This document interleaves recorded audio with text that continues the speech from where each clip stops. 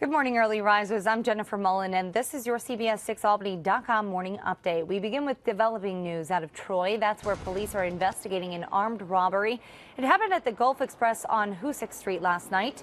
Officers tell us two black men walked into the convenience store there, showed their guns, and roughed up the clerk. They then got away with some cash. A state police helicopter was out searching late last night, trying to track down the two suspects, but came up empty. If you have any information, you're asked to contact police immediately. Robert Williams will be sentenced in March after an Albany County jury convicts him of killing his wife. It took just over an hour for a jury to find the Albany man guilty. He killed his wife and stuffed her body in the closet of her Sherman Street home in May of last year. Williams now faces 25 years to life in prison. Testimony is set to resume on Tuesday in the triple murder trial of Adam Lee Hall. He's the Hells Angels member accused of killing three men in Pittsfield. Two people who spent time with him around the same time as the killings took the stand yesterday. One of them said Lee Hall asked her to buy bleach, and she even helped him clean his car after the alleged killings. President Obama is ordering National Security Agency to change the way it does business. It's all an effort to improve public trust in the spying operation.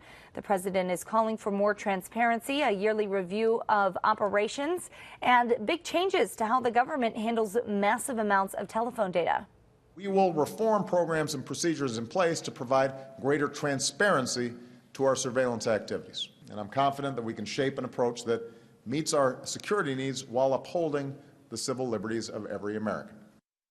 The president is giving the intelligence community and the Justice Department 60 days to figure out a new way to store the phone data. He also put out new guidelines for spying overseas, promising not to eavesdrop on the personal communications of world leaders that the U.S. considers allies.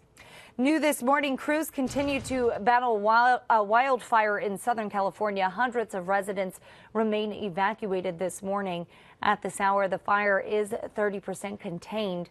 3 men are facing charges accused of recklessly sparking the massive blaze.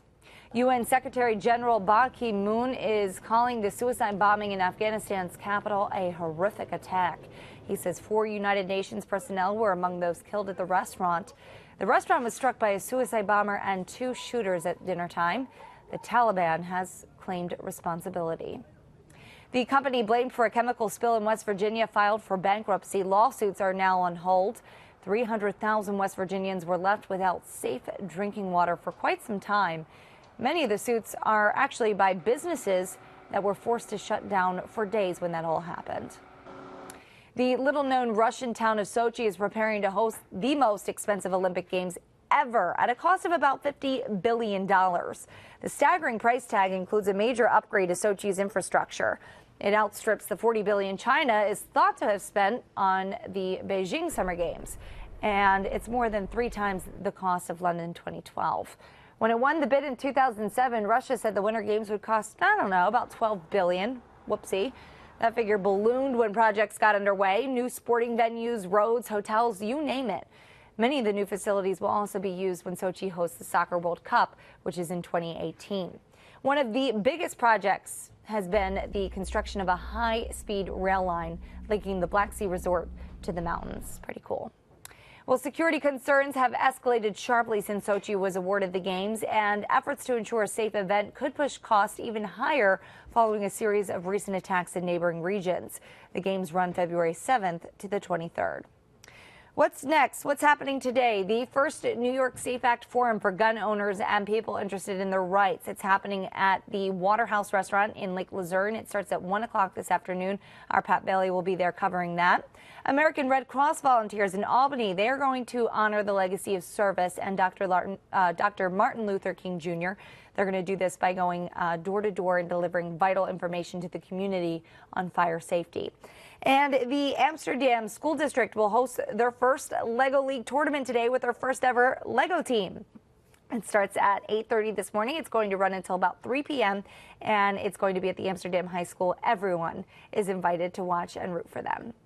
All right, I love this next story, and I'm kind of wishing it took place here in our area. A fast food worker is serving up a lot more than just burgers and fries. Check it out.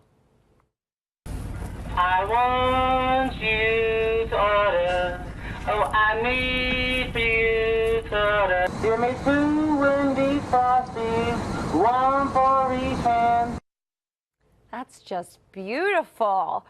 Meet the man behind those fine vocal cords and I guess the menu. That's Wendy. And this year, this is Reggie High. He says his philosophy is simple: be happy while you work. He says he gets paid to make people laugh. Reggie works at one of the local Wendy's in Twin Falls. I guess he was singing in honor of the American Idol season, the new season starting this week. All right, that's your CBS6Albany.com morning update. Check back throughout the morning for updates and breaking news. And of course, Eric has your latest forecast right here on the homepage. I'm Jennifer Mullen, and I'll see you tomorrow morning.